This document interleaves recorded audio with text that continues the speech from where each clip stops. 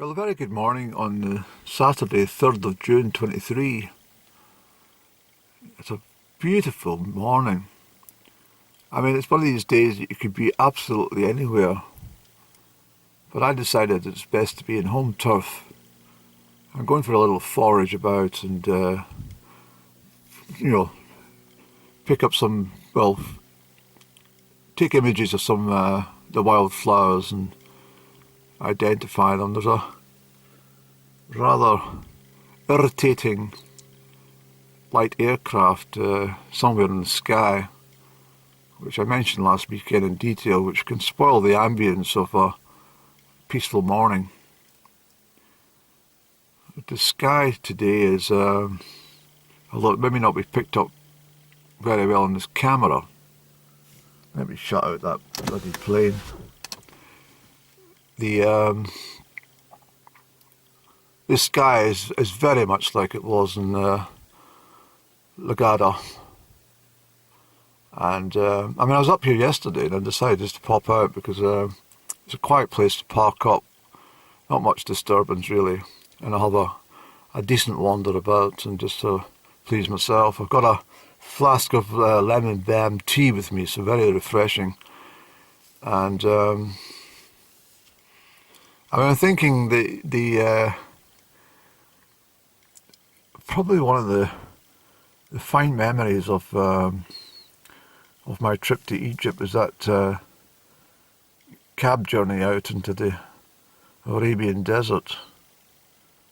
It was a shame that the UV levels caused distortion on the camera lens or whatever, and everything turned out to be white. Everything from the sand to the sky to everything the sun gleamed upon. There's very few images that I actually can load. There's some calendula from in the resorts, but flowers and stuff. It's a beautiful grounds in the Palace Resort. But I'm situated here. Mr. Hedgehog, my friend, who I've had for many years, he wanted to come along for the journey today. He asked me if he could come out of the house for a little while. I said, yes, please. On you come. He's a lovely little thing. Let me show you.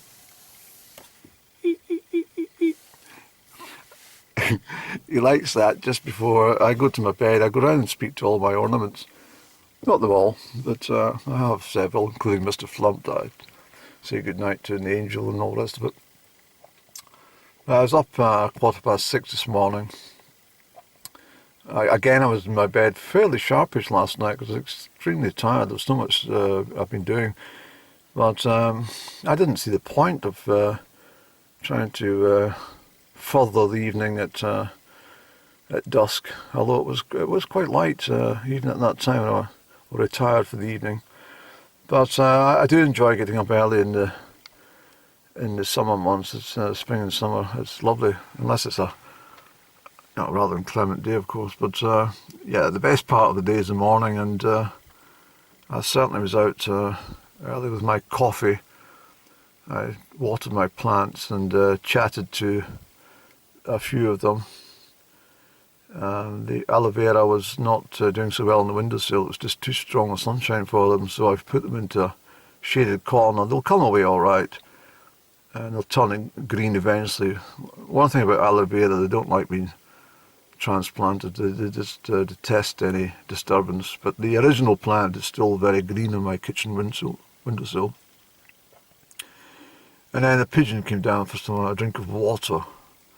So I had a little conversation with the pigeon, and he was asking why somebody cut down his hedge that he liked to sit upon and cool away the June evenings, and I said it was nothing to do with me.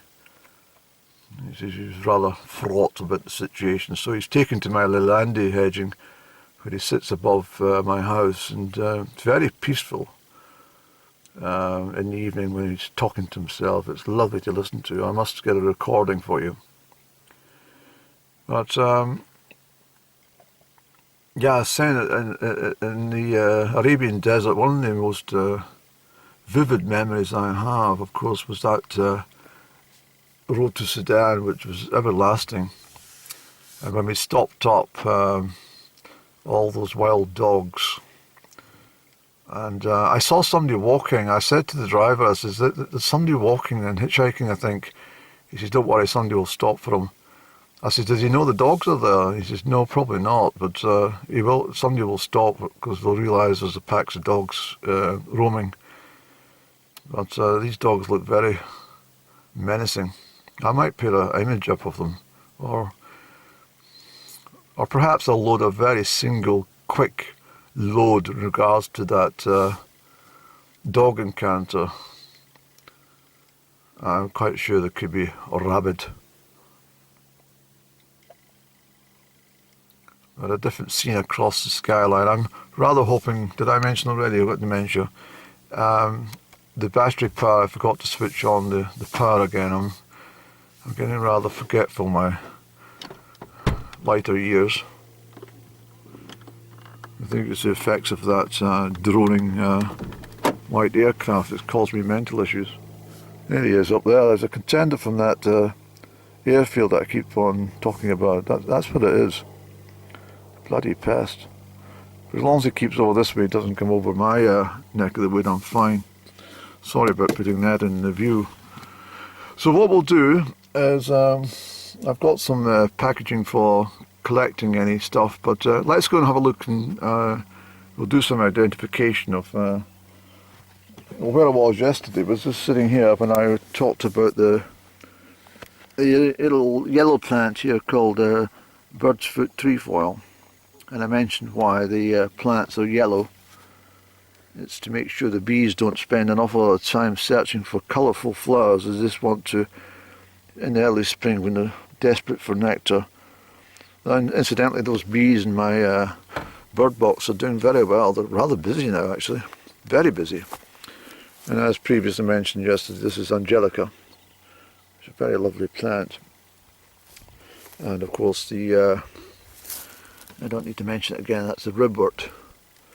And let's have a little gaze across the street.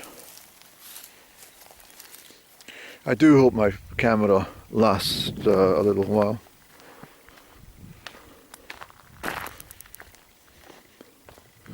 What I've got here, Annie? Well, obviously we've got the dog rose. So these are the buds of the dog rose, and these will come out in the next week or two.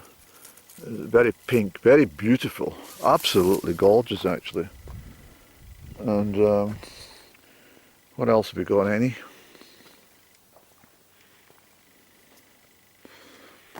There's little fragments of I think that Jemanda speedwell. Yes, these are definitely the Jemanda speedwell. The other one I'm thinking about is crane's bill, which I have in the garden,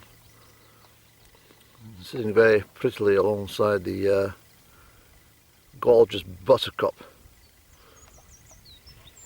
Most of the tall grasses here. Yeah, it's very pretty, isn't it?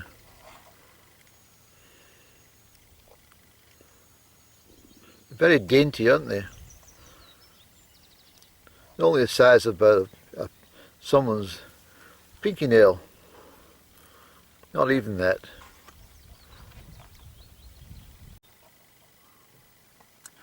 So we're now onto the Stroud Road. I've parked up in this little lay-by. I got these in Malta. You can see the Maltese language there. It's very, very difficult language. It's a mixture of Libyan and, well, it's a mixture of Arabic and Italian, isn't it? Well, even though it was a British colony. But I find these quite delightful. The little cigarettes, no, yes, cigarettes, and I'm trying to wean myself off tobacco, finding tobacco rather drying in the throat nowadays, and I had stopped for a couple of years, didn't I, till last year. But we've got some pleasant cattle. I thought we might have some here. And I'm going to have a chat with some at the top there. I'm just going to have a quick wander. I think I'll put my hazards on just to let the people know that someone's only going to be a few moments. Let's see, I've got all organised. Mr. Hedgehog is very happy at the moment. Let's go up, Andy, and we'll have a little chat, see what the cattle have got to say about matters this morning. I've got everything I need. I think we'll take the car keys with us just in case there's any tomfoolery. Here's some red campion. Isn't it beautiful? Very beautiful indeed.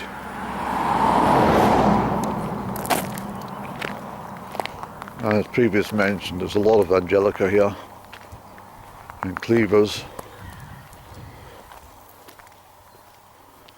Have a little chat. Good morning. How's your morning been? Are you getting a drink? Hello. Good morning. What's all happening with you? Having a fine day?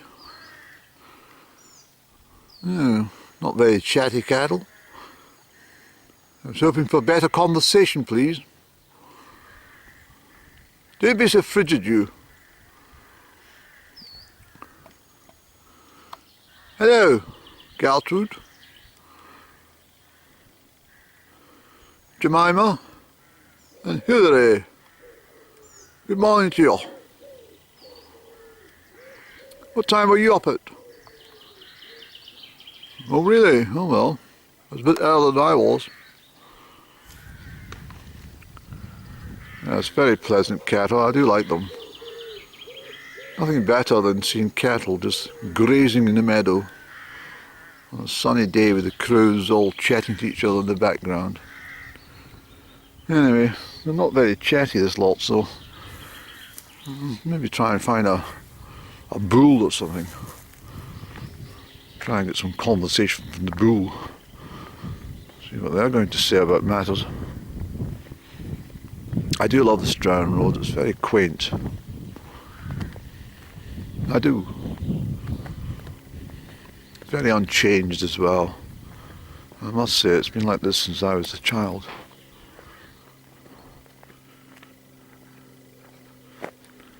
Look at the hawthorn blossom, isn't it gorgeous? Soon be turning to berry. The problem is, I mentioned before about the number of miles of hedging we lost. Well, I can recall hedging down this way as well, not that fence. It's just the way it was. It's just farmers made decisions and they based it on productivity. Well, what's the point of paying someone to clip my hedge when I can just put a fence up? Let's get rid of the damn thing.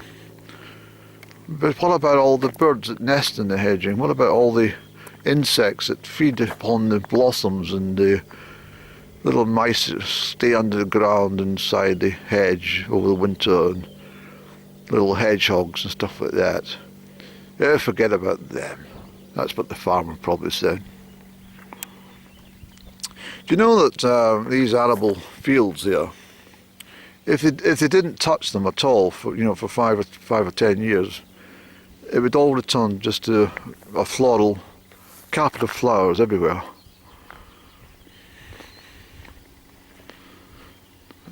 Even the fields where the cattle are grazing, this one's not quite so bad. There is some wildflowers, but this is the only thing that, this is more like fern rather than bracken. I would more describe this as being a fern than unsightly bracken. But bracken is inedible to most